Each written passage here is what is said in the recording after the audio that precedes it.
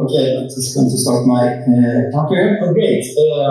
Welcome to this session about Python developer experience with Polylith. And my name is David. I live and work here in Stockholm, Sweden. It's about 1 p.m. here in Stockholm. And I mainly focus on Python development, but I've also been active in the Clojure community. Been coding a lot of .NET and also Node.js. But today I'm all in Python.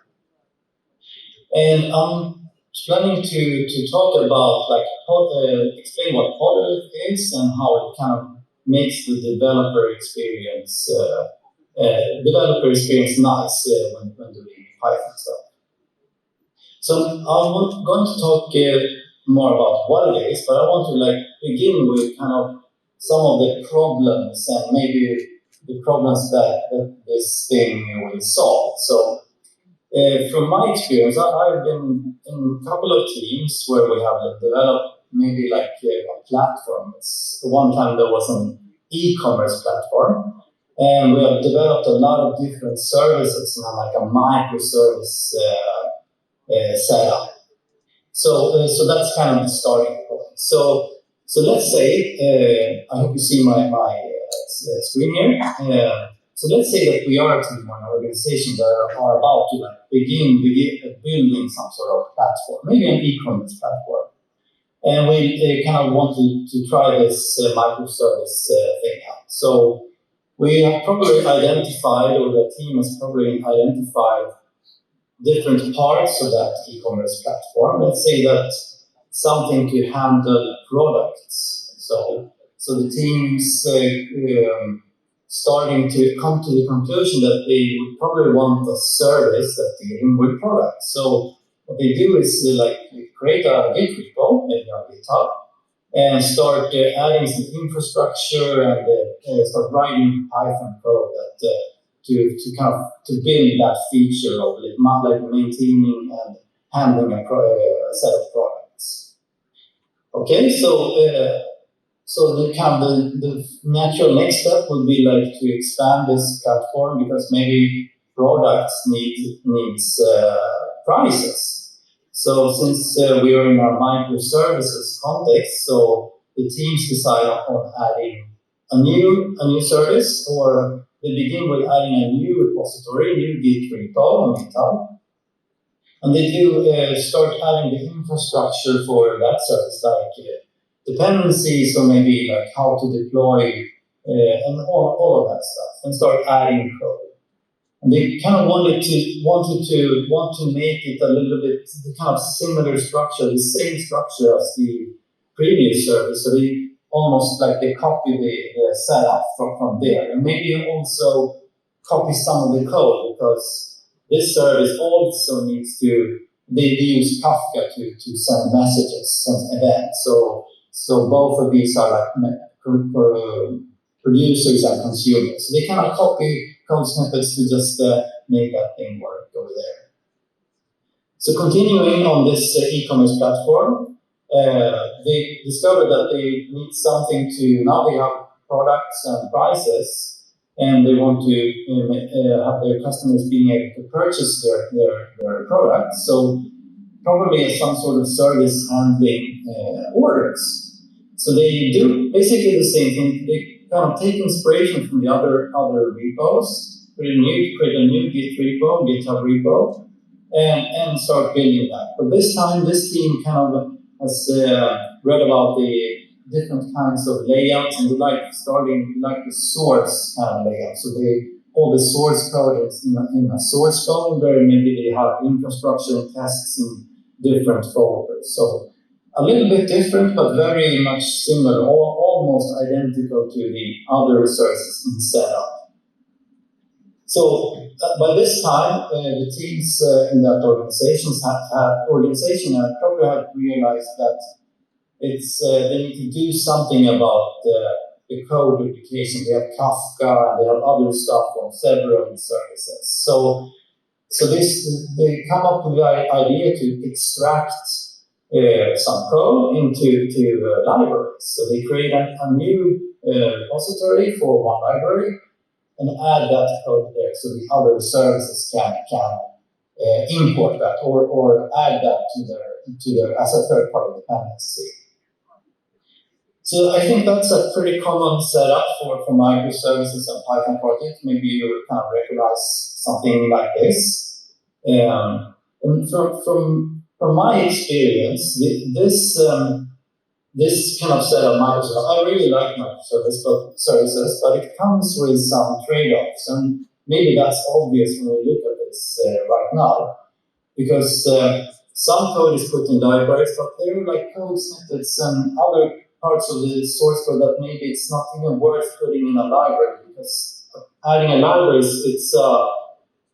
means infrastructure for itself. So it's like work. Maybe it's not worth doing that, so it's better just copy and paste code. And also, so that's a trade-off as I see it. And the more kind of repositories you add in your organization, the more kind of context switching the teams need to do, because they probably want to update things in the various repositories. So there's like a trade-off with having all this nice separation of code, but it's spread out over several repositories.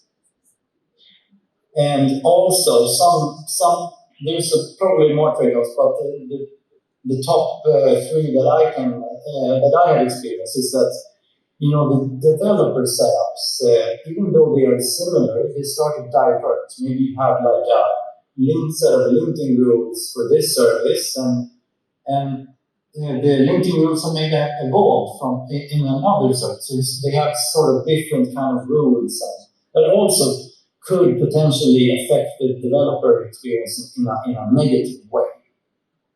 So that's kind of a setup that comes with some trade-offs and problems. So one solution could be to put all that code in one repo, and that's what's commonly called a mono repo. But mono repos can be really, really difficult to maintain.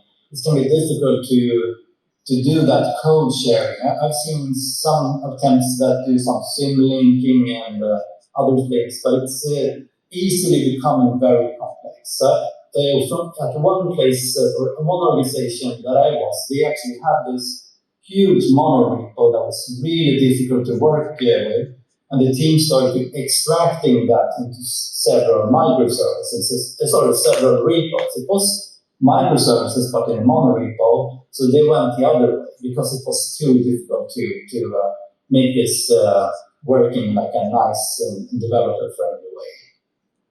But this is where Polylith comes in. So Polylith is a mono repo thing, but it suggests a certain type of structure in that repository. So to the right here, we have an example of how a Polylith setup could be. So it's basically three main folders that you put code and other things in. So we have the bases, we have the components, and we have the projects. So the bases folder, this is where you would put, if you see these other services, all of them have entry points. So that would be like the app.py. So let's say that you have a fast API service, and you would probably put register your endpoints at some place. So that could be that app.py, or a Flask. If you use Flask, you would do something similar. So all of those kind of endpoints to an app. It could be also a main function for a CLI. Those would typically be put in the basis folder. And the rest of the code would be put in the components folder. So already here, if you have like some duplications because you have different services needing the same kind of code, in a mono repo using Polylith, you would have just one set of that code. So over here we have like two Kafka, but in this mono repo we have like one source code that all the projects, all the services are using. And what also is worth noting is that this setup is like encouraging like a flat sort of structure. So you don't have, you're encouraged to avoid having like nested folders and things. So keep it flat. So that means that you can quickly see what's in this repository and quickly be able to use that. And finally, we have a folder called projects. And this is where you have the infrastructure needed to be able to deploy a service or whatever it is you're going to deploy. Maybe an AWS Lambda or GCP function. So in the simplest example, that would be just a PyProject YAML file with references to the components, bases, and the third-party libraries that you maybe like Fast API or Flask or something.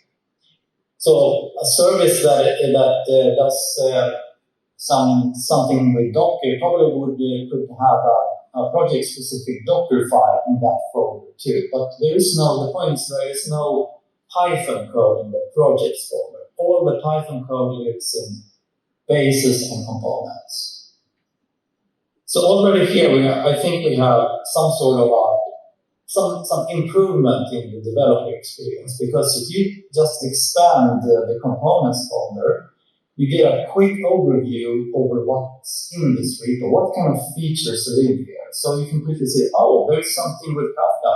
Maybe there's a producer or a consumer in there. So you can quickly like see what's in there. Yes, so maybe I already talked about this. So the primary goal is about having using this kind of structure is to keep it simple, flat structure with code that you can easily access. And with that comes a useful overview, so you can like see what's in there, what kind of features maybe are missing that you need to add. And for me at least, the biggest thing is to be able to reuse code. No, you don't need to duplicate code or need to version it in some sort of external place. You have all your code at the same place with one single version of it. So, and that folder view is what is commonly called as the Polylith workspace. So what I want to show you with this view is that you have the basis components and projects folders with these different types of things in it, but you also have something at the root level. So you have a PyProject YAML file at the root, and that's for during development. Because during development, you're not spending time in the projects folder. You are at the root level. And the root project, PyProject YAML, has access to all the code in your workspace, in your repository. So all the basis components and all the third-party libraries. So that means that you have one single virtual environment for all your microservices. And that will simplify the development a lot, because you can start experiment and develop and try out things without switching context or switching like setups or virtual environments. So, I forgot one thing. In addition to that, that means also that you have a single setup of linking groups. So you don't have any different MyPy or Black or iSort, or maybe you use Rough. So you have one setup that you use for all the source code. Okay. So if we take a step back and look at the folders and the folder structure, but if you take a step back and look at from a sort of an architecture overview, because the Polylith is an architecture and that comes with tooling support. So these are the kind of the basic or the main parts of this architecture. So we have something called the bricks over here. And bricks are the basis and the components of it. That's the brick in this architecture. That's bricks. And there you can see they have different colors. So the blue ones are the basis and the green ones are the components. And bricks are Polylith used like Lego as a metaphor. So a brick is a Lego thing, Lego part of a Lego that you start building your features with. And that's why one of the folders is called bases, because if you have built Lego, you probably have used a base plate, a thin layer where you put your individual Lego parts. So that's the base. That's what the bases are for. The end points to your code, but not the actual implementation. The implementation is in the components, the Lego parts that you combine with. To the left here, we have something called libraries. And that's basically the third-party things that you can install from like PyPI. If you use like Pip or maybe poetry tree. So that could be like Plastic PI, Flask, Pydantic, or all of these things that we use in our projects. So that's libraries. And we also have the concept of projects. So one project is if you remember the first view with the multiple services, so one project could be one of those services. So a Pi project is a common file with some optional infrastructure set up that kind of defines what your build artifact should be, how it should be run, things like that. So it collects the bricks and the libraries that it needs. So in a Polylith workspace, you have one with several projects that are deployed differently. Oh yes, maybe I can go up. I forgot to mention that this thing, it's not something that I have invented. It was a person called Vujic. He's a fellow Swedish developer that kind of came up with this architecture and also the initial tooling for this architecture. And he's active in the closure community. And I was fortunate enough to work in the same team as him a couple of years ago. So we wrote closure microservices, and we used the Polylith architecture. So when I came back to Python, working in a different organization, I was like joining a team that did this kind of similar thing in microservices, platforms, and several repositories. I was starting to like daydream, what if we had like Polylith in Python? So I was like looking for something existing, but couldn't find it. So that was kind of the spark for me to develop something that I named Python tools for the Polylith architecture. So that's something that I'm the maintainer of. And that's the tools are the main tools are CLI, a CLI tool, and it works along with the package and dependency management tools like Poetry. That's the kind of the first version, only supporting Poetry, but now we also have support for Hatch, PVM, and the fairly new tool called Rye. So the tool works alone, like collaborates with Poetry, Hatch, and these others. So what's in the tool? So I forgot one thing. So it's been around for like almost 2 years, and it has like picked up a couple of user base. Fairly steady user base. I'm really happy about that because this is like 100% open source work, spare time work. So I'm in contact with a couple of teams, both doing commercial things and some of them doing also open source, but mostly commercial teams doing commercial things. And just to grab feedback and check out how things work. And they seem pretty happy about it. So I'm really happy about that it has been picked up in Python too. So the tool, what's in that? So I think this is like a huge part of what I mean with developer experience. Besides the smoothness of having all the code in one repo, this is Because if you have several services, you probably have like a code base that it's probably getting bigger and bigger. So you probably want something to visualize it. So that's a big part of the tooling. So there's a command called Polylith that will display the contents of your monolith, of your Polylith workspace. So in this view, we can see all the bricks, which is all the components and all the bases. And we can also see all the projects, which are the big artifacts that you want to build, like fast API apps, AWS Lambda, or whatever you want to develop. And you can also see where the bricks are used. So if we look at the Kafka brick, it's used in 2 projects, but not in the other projects. We get this kind of overview of the source code and how it's used across the workspace. So that's kind of the basic main visualization of this tool. But you can also visualize what kind of third-party libraries we use across the source code. And this is at brick level. So if you remember, brick is like the individual Lego brick.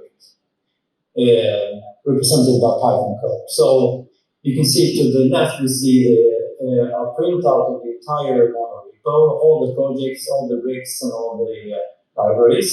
But we can also zoom into a single project. So in this case, this that I am message fast API project. This is just example code. So I can see what bricks are using which libraries. So that's also like an overview and a way to visualize the source code. Then there's a similar kind of visualization, but it's going to help us see the internal dependencies between the bricks. And I use this to make decisions on if something should be refactored, if one brick has started to have too much functionality in it, and maybe it should be like 2 different bricks. Or they are opposite. They are like too much spread out, maybe I should just combine them into one brick. So we have that main grid, all bricks and how they relate, but we can also zoom into a single one. And this, I'm looking at one brick that I named message, and I can see that it's used by something called message API, and that's a base. But I can also see that the message brick also in turn uses these bricks. So I can like follow the usages using this visualization. And another command, which I think is one of the most useful ones, especially when you do continuous integration and automation, is the Polylith command. So let's say that you do some changes in one of those bricks. In this case, I've done some code changes in the Kafka brick. Then I probably want to know which projects should be deployed and which other projects aren't affected. So this is what this view will help me with. So I can see that the Kafka brick is used on these 2 projects, but not used in the other projects. So it probably would make sense to only deploy these 2, and these other ones that I don't have to do any run scheduling deployments. And this can also be automated in a CI. So this view is for me as a developer, but I can also automate the result of this command into a CI. So we can automate all the deploys. So I'm going to switch. I think I'm running out of time soon, but I'm going to switch just a quick review because I've just been doing a bunch of slides and I just want to show you some real world. This is just a oversimplified probably example with very few components and bases, but it's just will show you the structure. So this is the command that I screenshotted. So this is the same kind of output for info. But I don't think I mentioned, we might have noticed that there was another folder called development along the other folders. And that's a place where you can start development of something before you know, so you don't have to be blocked by naming or where to put things. So you have like a space where you can start your experimentation. So if you use like if you're like a PyCon user, maybe you know about Scratch files. So that's kind of similar to Scratch files basically, but it's version. And you can also put like one-off scripts, or maybe you do something manually once a month or something. I guess the development folder is a good place to store that. But in addition to that, so you see I have my daily.py file here in development. In addition to that, I want to show you something what's another benefit of having one single virtual environment is that this is something that I learned from Clojure. Also, in Clojure, you use the REPL quite heavily. And you use the REPL in a way that it's not, that doesn't mean that you switch between your editor and a shell, but you rather run and evaluate code right directly from your editor, because this is where you have the autocomplete and syntax highlighting and stuff like that. So in Python, we can have that experience too. So I'm writing code here and displaying the output of evaluations in a window next to it. So I can highlight like a variable and just to see what the value is. So hello world, and I can also evaluate a row in the code just to see how it works without leaving my editors. I can write code and evaluate and write code. So it's very similar to test-driven development, but probably a little bit faster feedback loops. And you can of course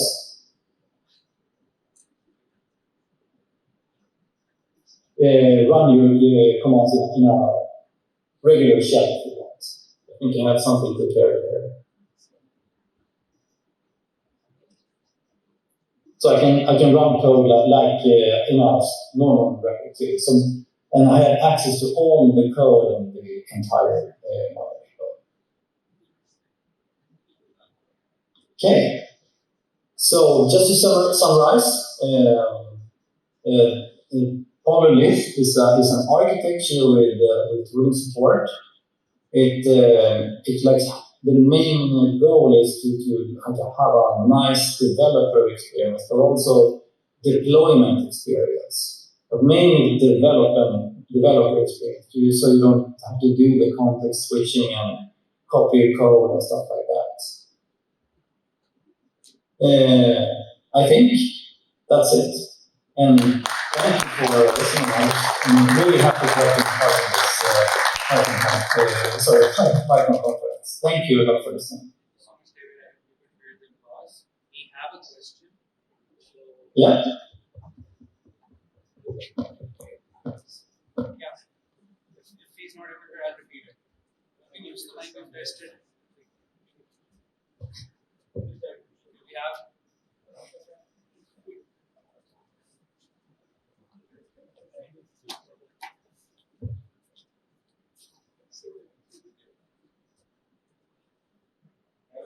Thank you so much for sharing the idea. So I was distracted for a couple of minutes. I will first share my understanding of the idea before I ask the question. I will question will come that understanding as well. So from Polylith, what we want is instead of creating multiple repositories, we want to structure our code better in a single repository. Is that correct? Yes. Yes. So one of the purposes of the microservices, for even in my current project, we are struggling with this. That we have a single repository. We have structured our code really well, but we have multiple teams working on the same repository.